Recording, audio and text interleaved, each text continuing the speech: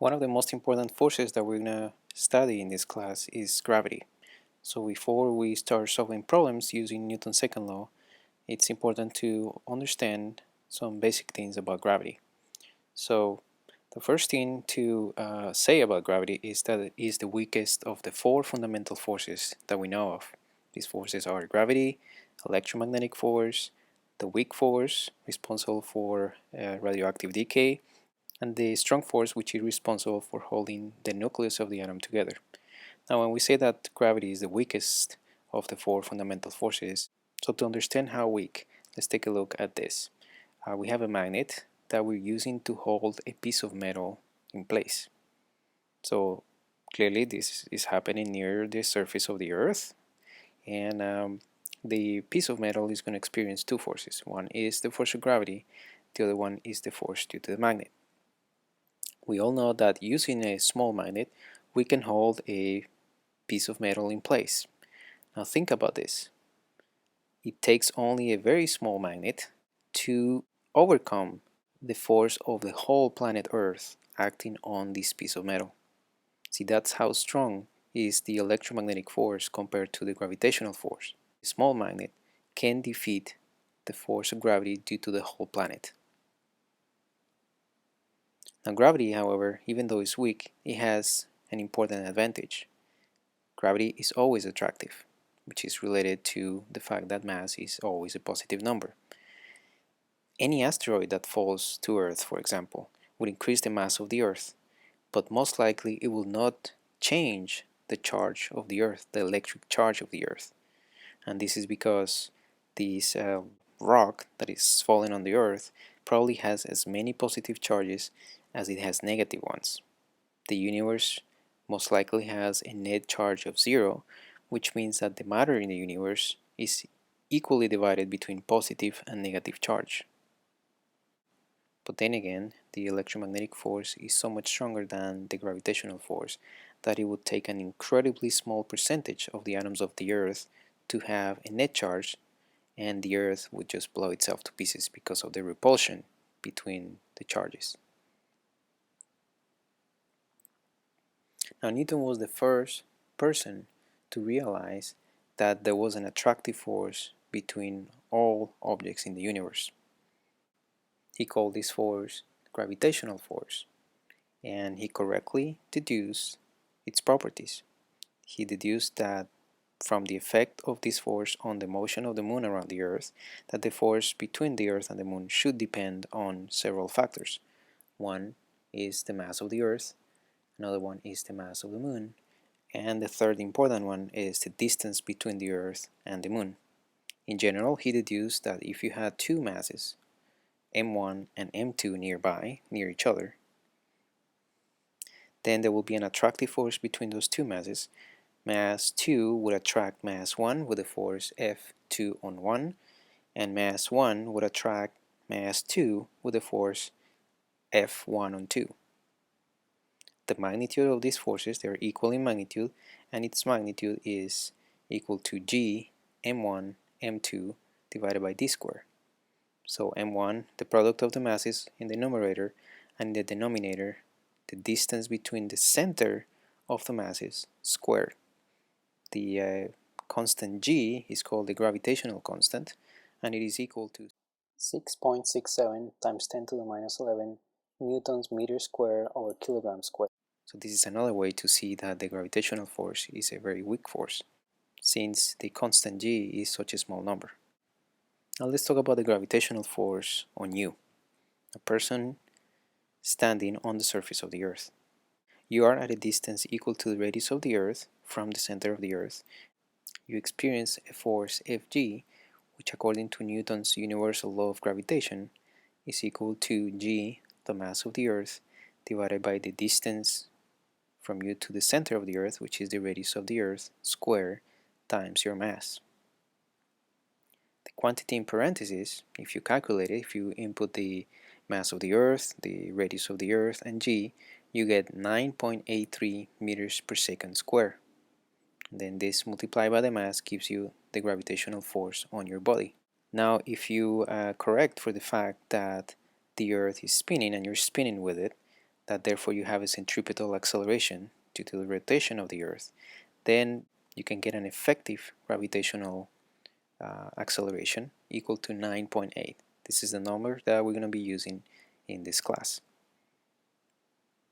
So you can see that the force of gravity acting on you, we can express it as a vector with a magnitude mg, with g 9.8 meters per second square, and the direction we can say it's down, that is towards the center of the Earth.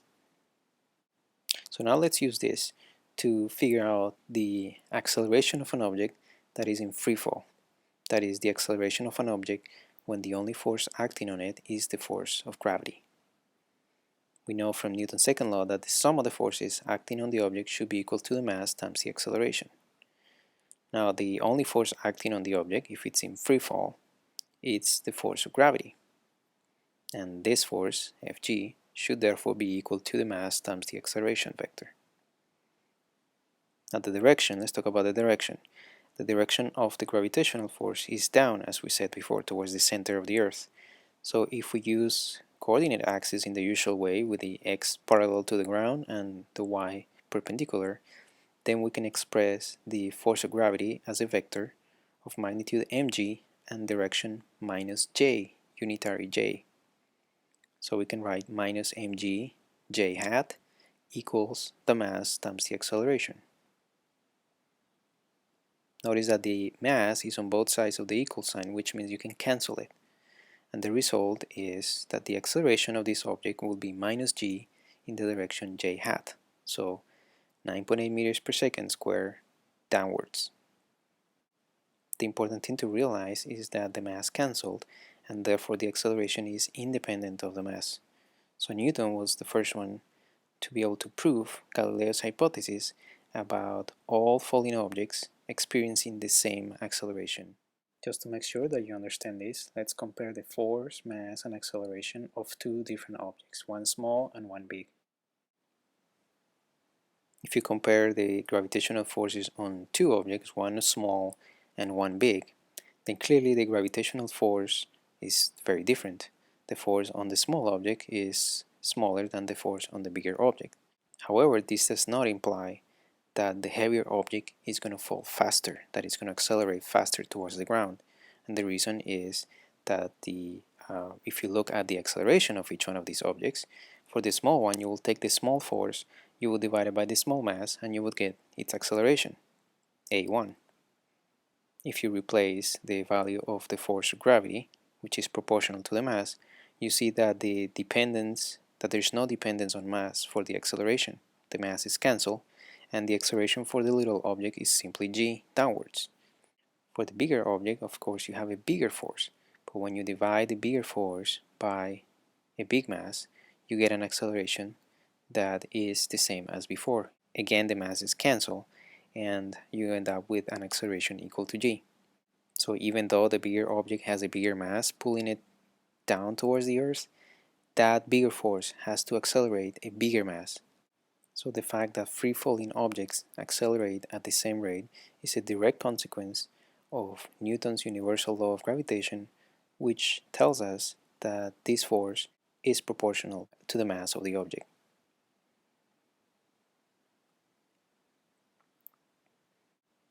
Notice that if you're standing on a mountain a distance h above the ground, the force of gravity acting on you might not necessarily be your mass times 9.8 meters per second squared.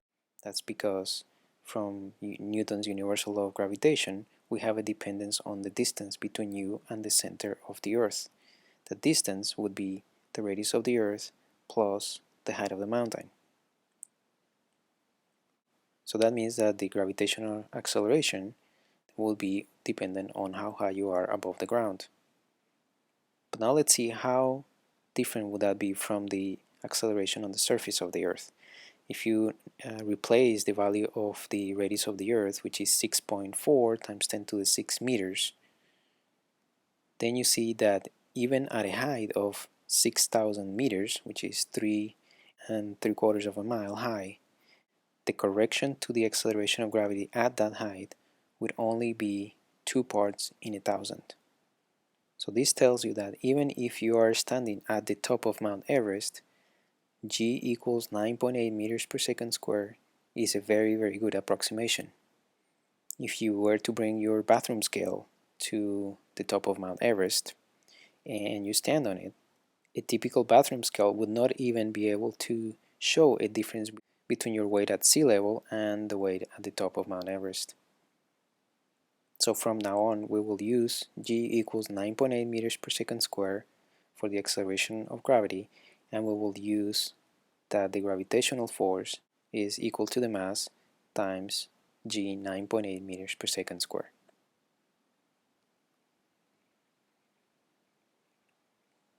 Here's something important related to the force of gravity and mass and weight.